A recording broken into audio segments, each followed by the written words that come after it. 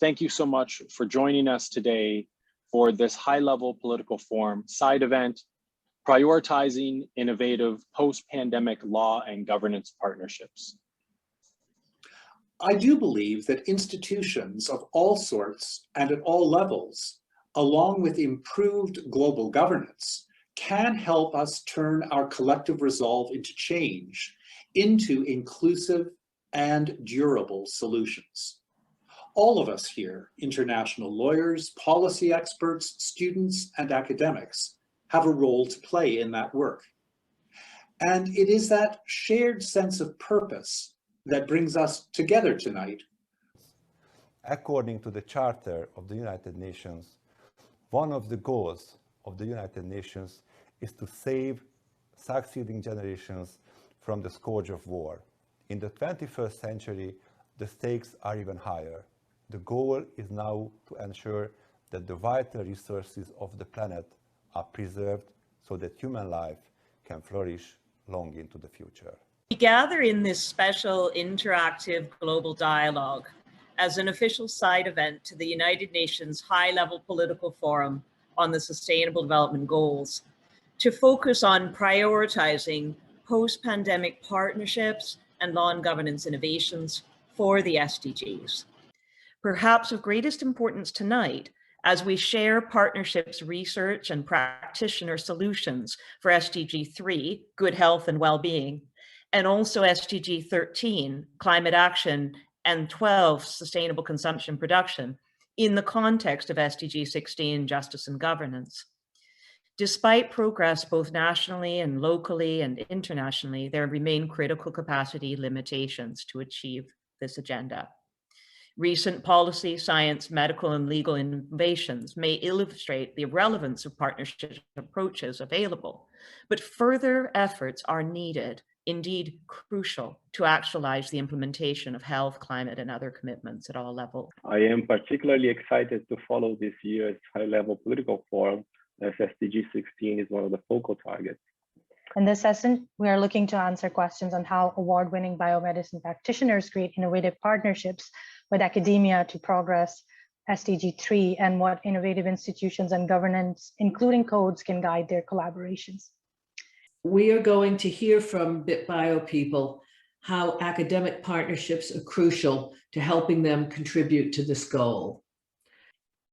If we have access to an endless supply of human cells, one of the most obvious things we can help with is making cell therapies broadly available, just like taking a pill or having an infusion of a biological medicine. We're just getting started, but I'm sure that to deliver therapies, we will have to form partnerships. And we need collaborators to get these therapies to patients. Academia will be where we find the pioneers who already are going after hard to treat diseases. They need cells, we need their expertise. Let's work together to strengthen these partnerships. So our overall ambition and commitment to SDG 3 is to help drive the development of novel life-saving medicines for all diseases and for everyone. So I think as a community and consistent with the SDG 3, I hope that you all agree with me that it's our moral and professional obligation to really join forces and find cures for those patients with high unmet medical needs.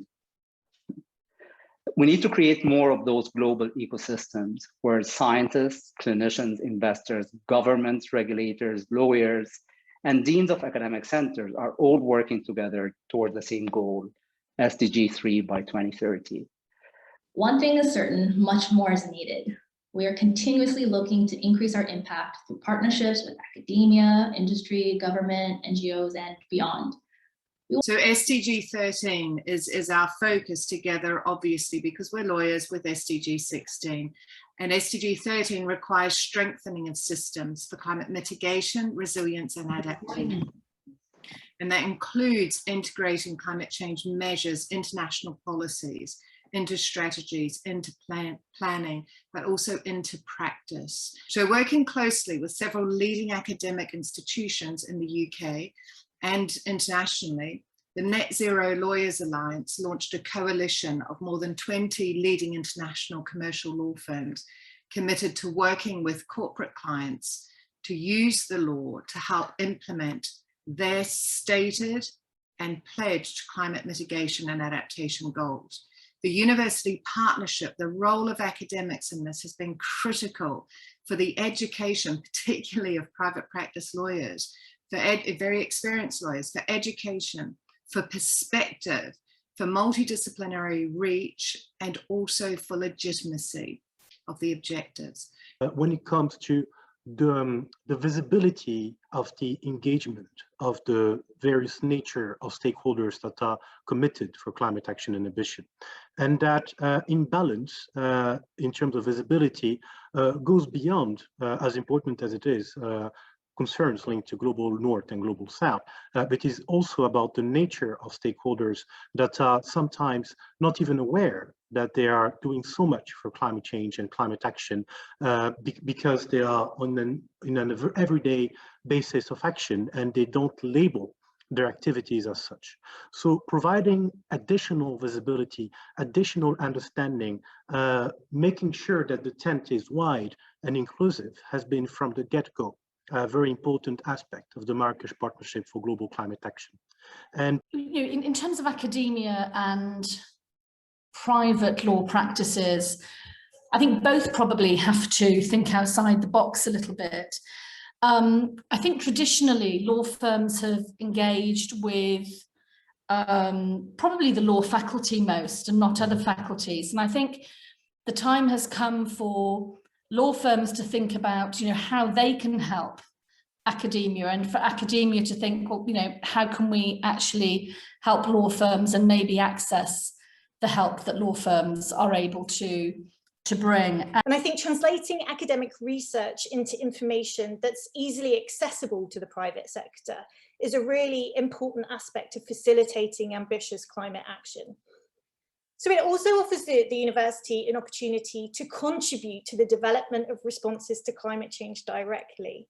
So we know science has been a driver of climate action for a long time, as seen through the emergence of net zero initiatives and the explosion of climate-related risk disclosure in response to the risks to financial stability from the physical and transitional impacts of climate change. And academic research can really drive changes to the markets as well, as we can see. So working closely with a range of external stakeholders could only really offer more opportunities to help drive climate action in the right direction in the future.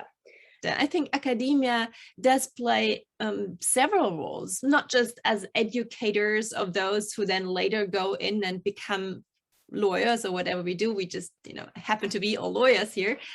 But it's also the research component here, the generation of ideas, the support of visions, and to a certain extent utopia, and having an idea of where we are headed and what kind of tools can be applied.